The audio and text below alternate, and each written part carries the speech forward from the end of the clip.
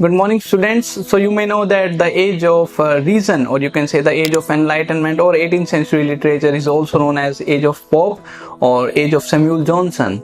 Alright, so in this particular age we have some minor poets who were considered as the precursor to romantic people, were the precursor to the romantic age. Alright, so the romantic age began in 1798 after the publication of Lyrical Ballad, and in 1801 William Wordsworth wrote down the preface to this particular book, Lyrical Ballad, explaining about what kind of romantic poetry is, what type of style used in the romantic poetry, and so on and so forth. However, William Wordsworth was not the very first person who started writing, who has the spirit of writing about the inner expression of a man, or talking about the simplicity of the life. Alright, so before William Wordsworth we have a lot of poets such as William Blake, who also was a part of Age of Reason, and he published the Songs of Innocence and Songs of Experience. So William Blake is also a sort of precursor to William Wordsworth, precursor to romantic people. Alright, so we have another minor poets such as the graveyard poets, who were also known as the precursor to romantic poets. So they were writing around 1740s to 1760s or 1770s. So the main difference between Age of Reason and Age of Romanticism is that the Age of Reason were much more focused around rationality, facts, logics and all. And then this rationality, reason, facts, logics of Age of Reason was replaced by the imagination, creativity, solitude, expression of thoughts of Romanticism. So these romantic poets were more or less influenced by the John Milton. Alright, and if we talk about the precursor to these romantic poets, which is graveyard poets, they were also influenced by the works of John Milton, especially the minor poem Il Penseroso, which is a sort of melancholy, or you can say sadness. And that is one of the reasons why these graveyard poets were also known as the Il Penseroso group, because they were highly influenced by this minor poem written by John Milton, that is Il Penseroso, and that is why it is the graveyard poets were also known as Il Penseroso group, or you can say the tombstone group, because they were writing about death, they were writing about meditation, religion, spirituality, and what is the meaning of life, so on and so forth. So in this video we are going to discuss everything about these graveyard poets who were writing during 1740s, 50s, 60s, and we are also going to discuss all the points which are important from competitive examination perspective. Before we move forward, if you are one of those students who are preparing for English literature, UGC NET examination or GATE examination, then you can simply check out our study material from our official website limitlessliterature.com. You can check the link in the description below to know more about our study material. Now without any further delay, let's continue our discussion on the graveyard poets.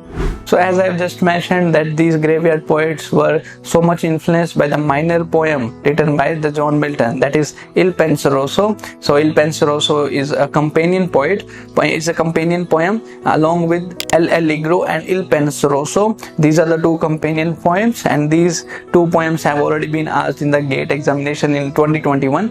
So you have to remember the titles, and you have to remember a little bit details about these two poems if you are preparing for competitive exams. So graveyard poets were influenced by Il Penseroso, and they used to write on the themes that include death, the brevity of life, solitude, ghosts, graveyards, tombs, melancholy, and meditation.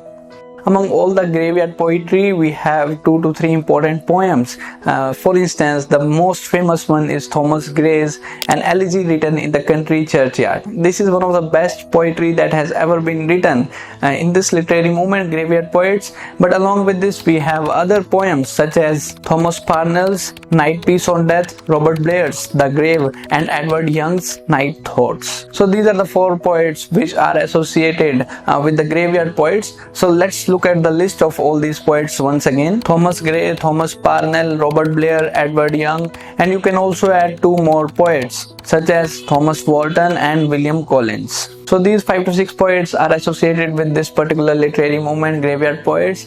And one more thing that I have forgot to mention is that these graveyard poets are also the precursor to the Gothic fiction. So these poets have 2 main abilities. The one is to express the inner world, and the second one is to create Gothic work, to create horror, to create and death, to talk about the death. Alright, so the two abilities, the first one, which is the expression of thoughts, was adopted by the Romantic period, and then there's another one which is much more interested with the death, which is much more interested with the horror, was adopted by the Gothic fiction. So the graveyard poets has two important abilities. One is adopted by the Romantic poets, that is the self-expression of the thoughts, and another one is horror, you can say the use of the signs like death or melancholy, which is used by the Gothic fiction. So in the beginning of the video, I have discussed that they were writing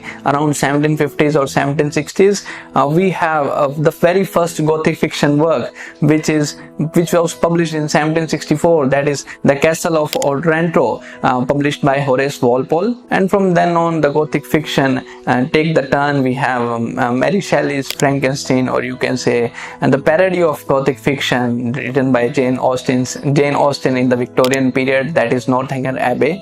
And then we have Dracula and other vampire stories, that is a part of Gothic fiction. So graveyard poets has two abilities, which was further expanded, we can say, in Romantic age, or we can say the Gothic fiction. Concluding, the poems written by graveyard poets are much more self-expressive, talks about death, talks about meditation, talks about the meaning of life, that all the human effort is going in vain. What is the futility of the human action, the futility of human life? They were trying to provoke, they were trying to make the reader to think about these themes, side by side talking about the death and all those melancholy, sad ideas. But when we talk about Gothic fiction, it does not make us to contemplate on these ideas. It is much more horror, it is monster stories, it is vampire stories, it is the stories of demons. So this is what all I have to share in this video. I hope you found the video worth your time. If you're new to this channel, then don't forget to subscribe to the channel for more updates on English literature. That's it for this video. Thank you.